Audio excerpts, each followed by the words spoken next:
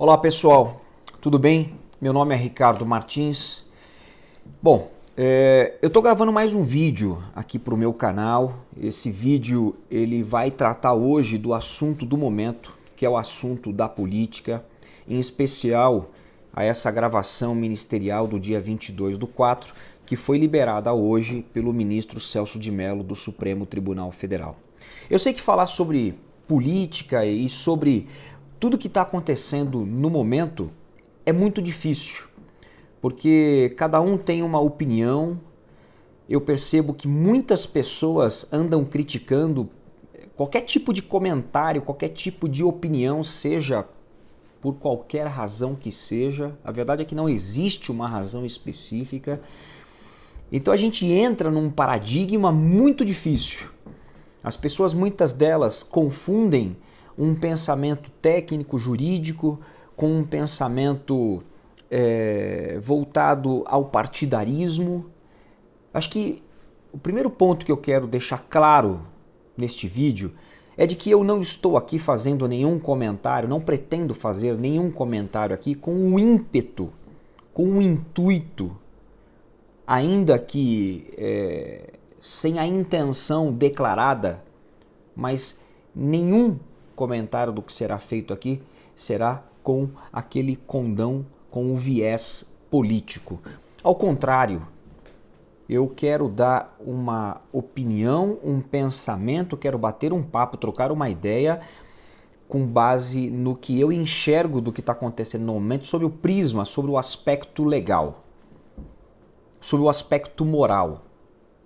Esse é o objetivo. Eu não estou aqui com a intenção de gravar um vídeo, aliás, como tenho visto diversos vídeos voltados para um aspecto pessoal, por um aspecto partidário. Eu não estou me referindo a esse tipo de ideologia. Eu quero aqui sim discutir com vocês alguns assuntos de ordem técnica, voltado muito mais para a questão legal. O que isso reflete, o que isso pode de alguma forma prejudicar ou facilitar, enfim, a depender da ótica de cada um, a nossa vida, as nossas vidas, o nosso convívio no nosso Brasil. Em particular, eu quero tratar, como eu disse, neste vídeo, sobre a determinação do ministro Celso de Mello na difusão, na divulgação dessa então reunião que aconteceu no dia 22/4, essa reunião ministerial, em que teria, segundo o ex-ministro Moro, algumas informações que comprovariam a sua versão de que ele presidente, segundo a ótica do ex-ministro Moro, teria sim não só declarado de que iria interferir na Polícia Federal, como de fato, segundo ele, teria ficado comprovado também por meio dessa gravação tal atitude, tal iniciativa, tal interesse por parte do presidente. Eu assisti a quase todo o vídeo. Falo quase todo porque teve algumas falas que eram de outros ministros que não estava de fato relacionado com esse ponto específico que pretendo tratar aqui.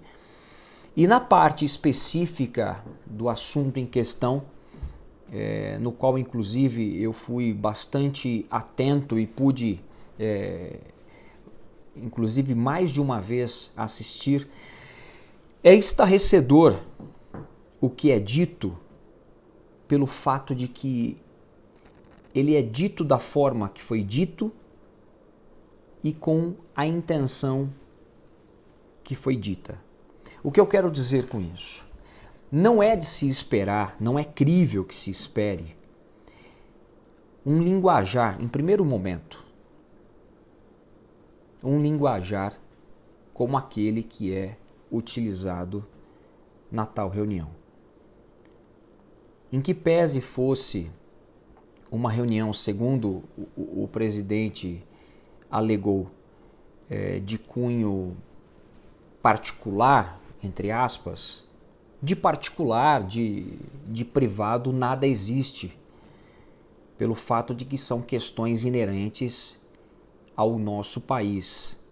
E ele, como representante popular, como representante de todos nós, pelo sufrágio legal, todos nós, portanto, temos o direito de ter acesso a todas essas informações para que saibamos quais os limites que estão sendo adotados na condução do voto de confiança que lhe foi dado.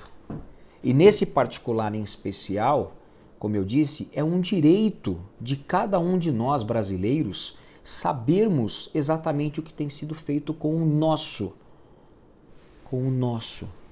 aval. O que eu quero dizer com isso é que não é possível que não haja limites nessa outorga de poder que foi dada pela população ao presidente, de modo que ele possa fazer indistintamente o que quiser. Existe sim limites nessa transferência de poder do povo a ele, para que em seu nome, em nosso nome, nos represente. Então não é crível que possamos admitir, que possamos aceitar esse tipo de comportamento. Eu preciso, antes de concluir esse pensamento, admitir uma coisa. É bem verdade que boa parte do que o presidente fala, guardadas algumas proporções, guardadas algumas falas bastante complicadas, mas algumas dessas falas teria ele muita razão, mormente não tivesse perdido, mormente não tivesse, mais do que isso, se perdido, quando extrapola os limites que a ele lhe é dado por meio dessa outorga de poderes, limites inclusive que são ultrapassados porque afronta aquilo que é previsto de forma constitucional. Ou seja, ninguém, assim como disse o ministro Celso de Mello, está acima da Constituição Federal, acima da lei. Todos nós, dentro de um Estado, sobretudo um Estado democrático de direitos, que é o que nós vivemos hoje, temos deveres e obrigações. Todos nós. O problema é que algumas personalidades, quando empossada de poder ou de uma parcela de poder, não raras às vezes se perdem. E quando se perdem, acabam cometendo algumas extravagâncias. Pode ser que tenha sido isso, porque eu não vejo o presidente Bolsonaro se comportando hoje de uma forma em que se é aceito pela Constituição. Vários comportamentos que têm sido adotados por ele, aliás, no início, muitos deles, os quais inclusive eu apoiava. Mas fica muito difícil você continuar a externar esse apoio, sobretudo quando se trata de pessoa que tem o mínimo de conhecimento jurídico, portanto que sabe os limites do que é dever e do que é direito. Continuar a apoiar um comportamento que contraria frontalmente tudo aquilo que é instituído como regra no nosso país. Daí porque, a partir de um momento, eu, em particular, também passei a deixar de apoiar essas atitudes. Você apoiar o governo é uma coisa. Você apoiar o governo integralmente, ainda que cometendo algumas irregularidades, não. Aí não dá para continuar apoiando. Eu não tenho condições de continuar dando esse apoio de forma incondicional. Por exemplo, hoje o ministro Heleno disse sobre aquela situação que teria sido aventada de que possivelmente o presidente teria que entregar o seu telefone celular para uma inspeção por força de uma possível decisão do Supremo. Ele, ministro Heleno, disse que isso teria sérias consequências. Eu discordo, aliás, é em relação a essas tomadas de decisões, a essas falas, a esses comportamentos que eu me insurjo. Porque, ainda mais partindo de quem?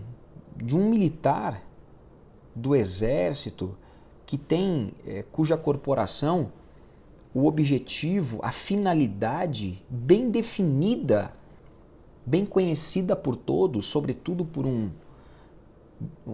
integrante de alta patente, do que é proteger a Constituição, do que é defender a Constituição, que, aliás, essa é a função precípua do Exército, é defender a pátria, defender a nossa soberania. Então jamais poderia, por exemplo, nessa fala de exemplo, um ministro que serviu uma vida inteira nas Forças Armadas externar uma fala como essa que afronta e que abala e que melindra as instituições. Eu penso que o nosso governo, em razão do que tem sido feito, do que tem sido falado, desse comportamento enérgico até demais por parte do presidente, tem feito com que vários outros seus adeptos também acabem extrapolando limites, achando que podem tudo. Ninguém pode tudo. Ninguém pode tudo, ninguém pode nada que seja além, ou melhor, até o limite do que prevê a legislação. Eu penso que esses pontos, esses acontecimentos, é o que está gerando um impasse para o nosso Brasil avançar. Essa briga por vaidade, essa briga por poder, essa briga por quem aparece mais, essa briga para mostrar quem pode mais, essa briga entre presidente e governadores, presidente e prefeitos. Aliás, em relação a essa briga, um outro trecho importante dessa gravação, o presidente se refere, né, a governadores como bosta. Esse não é um linguajar adequado para ser utilizado por ninguém, quiçá por um representante da nossa nação brasileira.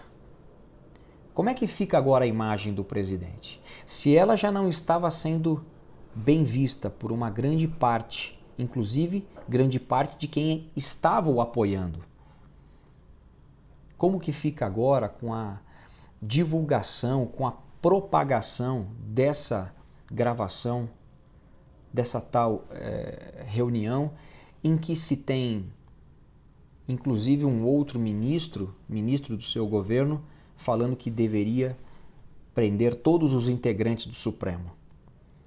Você pode até concordar com essa fala dele no seu íntimo, você pode até pensar isso, mas você não pode, primeiro, generalizar, porque você não pode dizer que 11 pessoas que estão lá servindo ao Poder Judiciário são corruptas. Primeiro porque você não tem provas disso. E se você tiver provas, deveria então apontá-las. Não importa se você é um cidadão comum.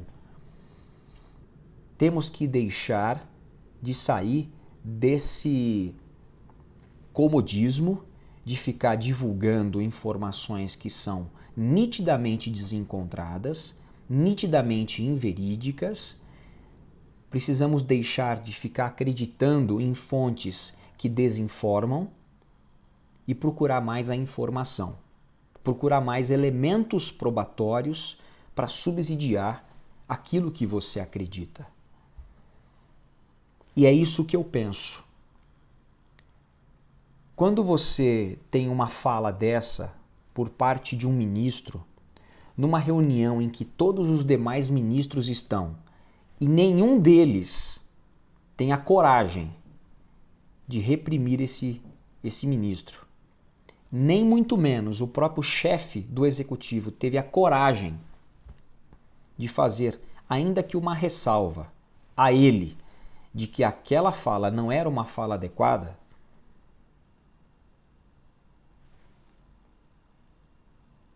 subentende-se o quê? Subentende-se que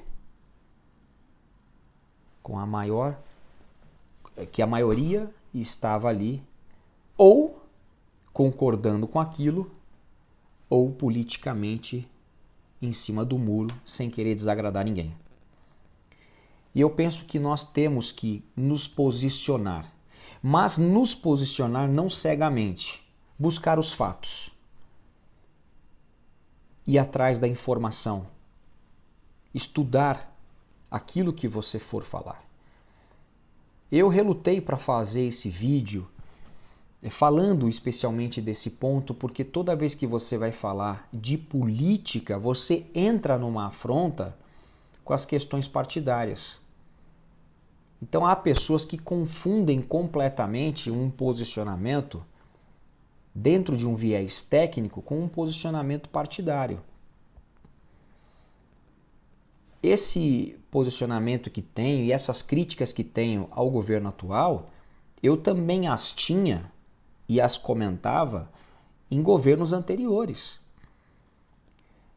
Não podemos ter dois pesos e duas medidas. O que temos que ter é coerência, é raciocínio lógico, é inteligência, é aplicar a sabedoria.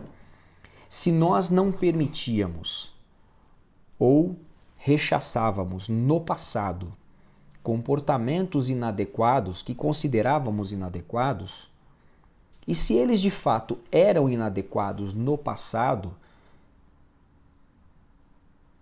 por que agora eles passam a ser legitimados porque são feitos por pessoas que estão do nosso lado ou porque estamos do lado delas? Não. Não importa. A coerência,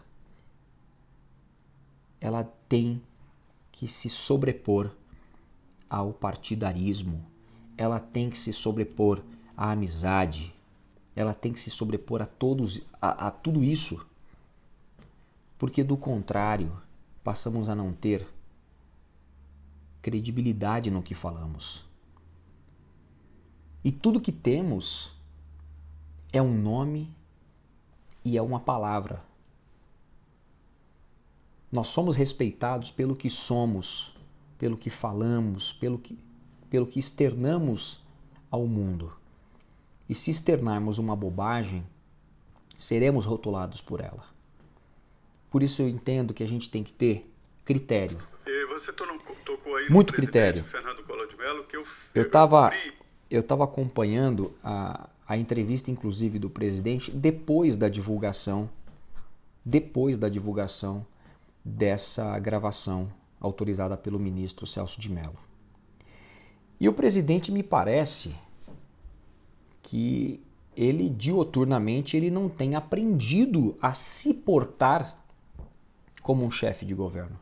E eu falo isso por uma razão muito simples.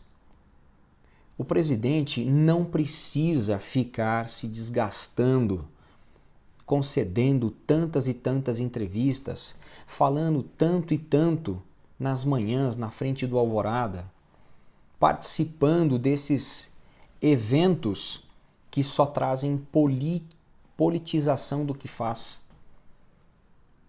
Se ele sabe, se todos nós sabemos que temos uma boa parte da imprensa marrom que não divulga a coisa como tem que ser divulgada, por que insistir? Por que lutar contra uma maré, inclusive a qual sabemos que é muito poderosa? Não é melhor, em nome da estabilidade do nosso povo, da estabilidade da nossa economia, da estabilidade do nosso país, agir um pouco mais responsável? Faça aquelas suas lives uma vez por semana e lá diga o que tem que dizer com respeito, com coerência.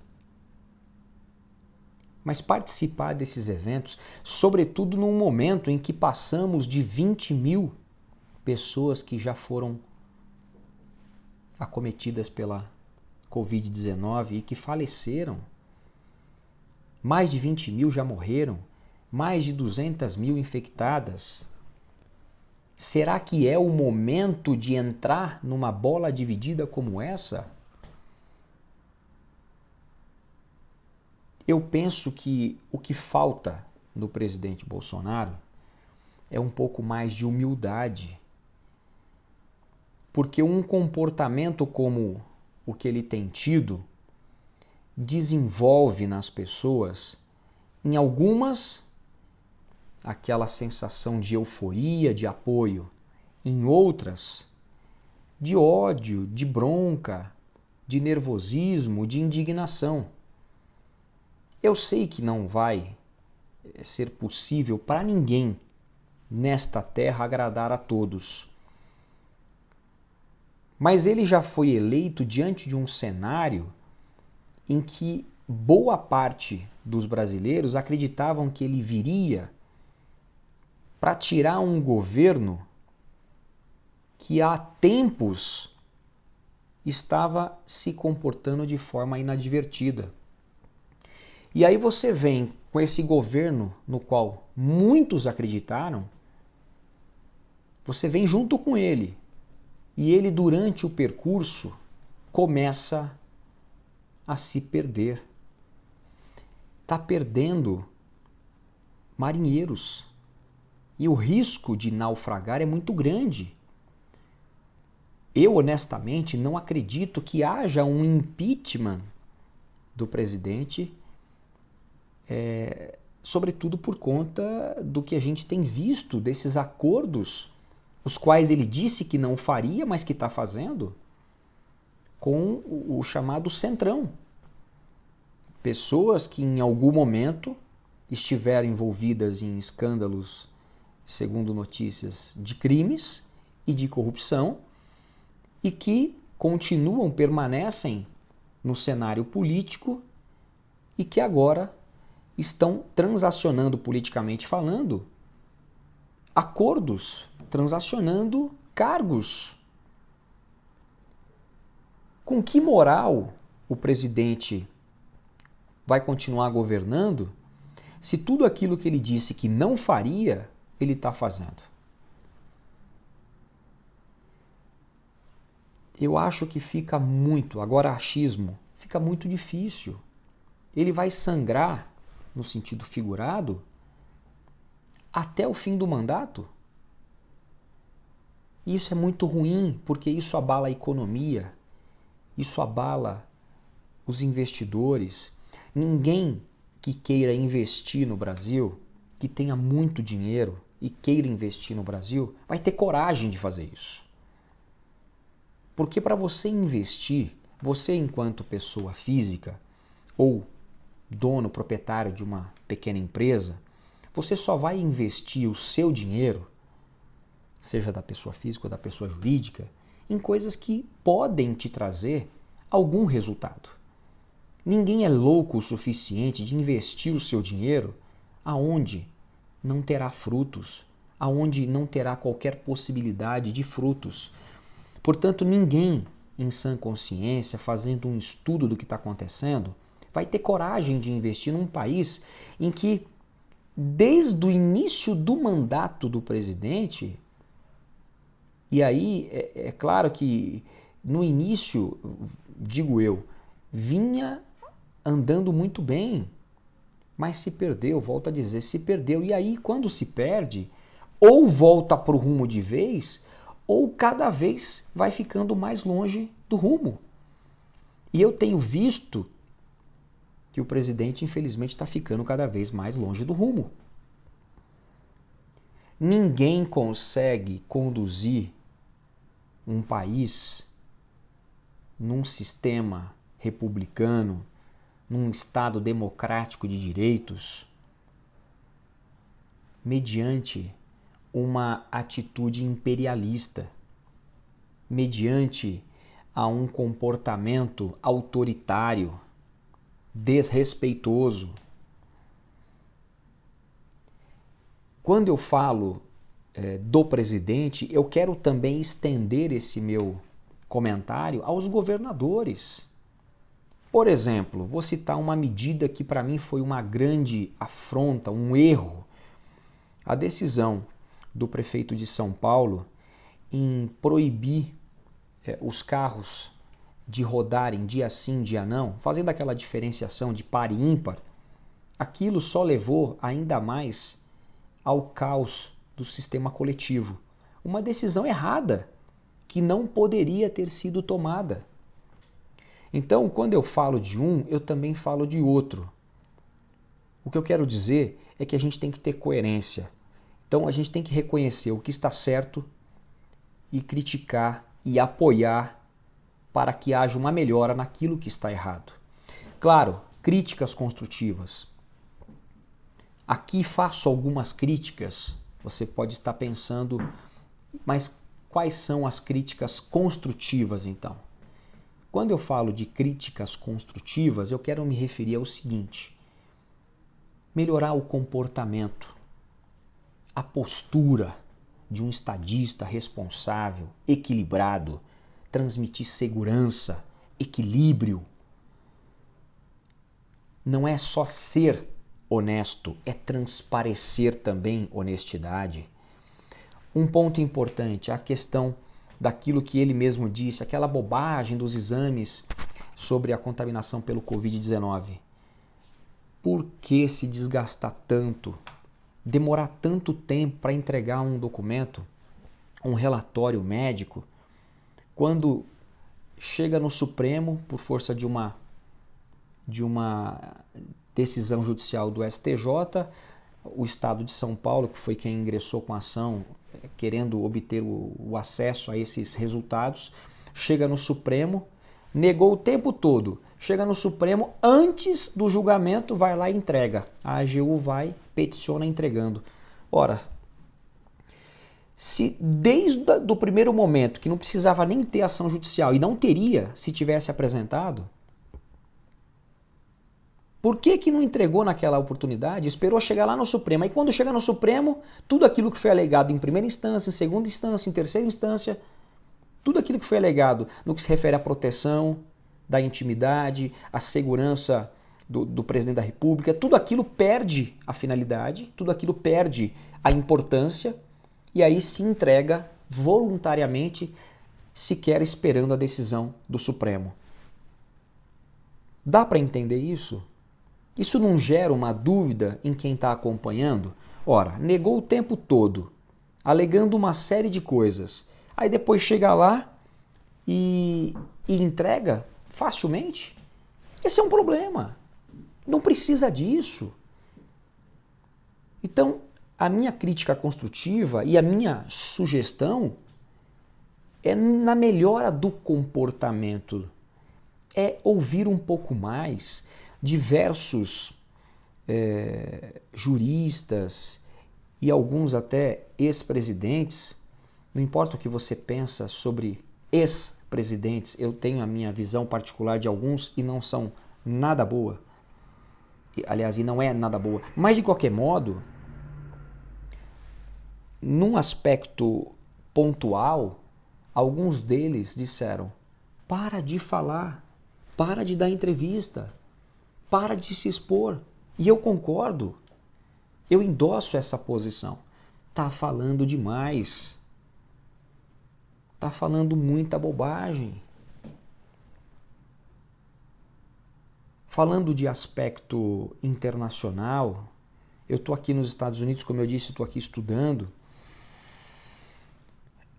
Os Estados Unidos, em especial os Estados Unidos, tem muitos brasileiros. Muitas pessoas que vieram para cá ou para estudar, como no meu caso, ou que vieram para cá para morar, porque ou queriam buscar mais dignidade para a sua vida, ou queriam uma vida nova, ou já não aguentavam mais alguns problemas, ou porque simplesmente queriam mudar. Agora a pergunta para qualquer uma dessas pessoas, independente dos motivos que as trouxeram aqui, se elas querem voltar para o Brasil, diante principalmente do que está acontecendo. eu aposto com você que 90 e tantos por cento dessas pessoas não querem mais voltar. Porque encontra-se aqui, por exemplo, nos Estados Unidos, uma condição de vida digna muito melhor. Por quê? Porque é um país mais sério, porque a política, com todos os problemas que tem, não enfrenta essas loucuras que a gente enfrenta durante 4 anos. O mandato de um presidente é de 4 anos, a gente enfrenta a briga há 4 anos. O dólar, por exemplo, que é sempre um termômetro da nossa economia, ele está assim o tempo todo. Ele faz aquele movimento cíclico e mais sobe do que desce. Um dólar custando quase R$6. Imagina para quem tem dívidas, por exemplo, empresários que têm dívidas em razão de importações de produto estrangeiro e que, portanto, tem que pagar em dólar. O cara comprou uma máquina à época que custava 3 dólares, ou melhor, era 1 por 3, né? Então, R$1 era 3 dólares. Hoje, quanto que é?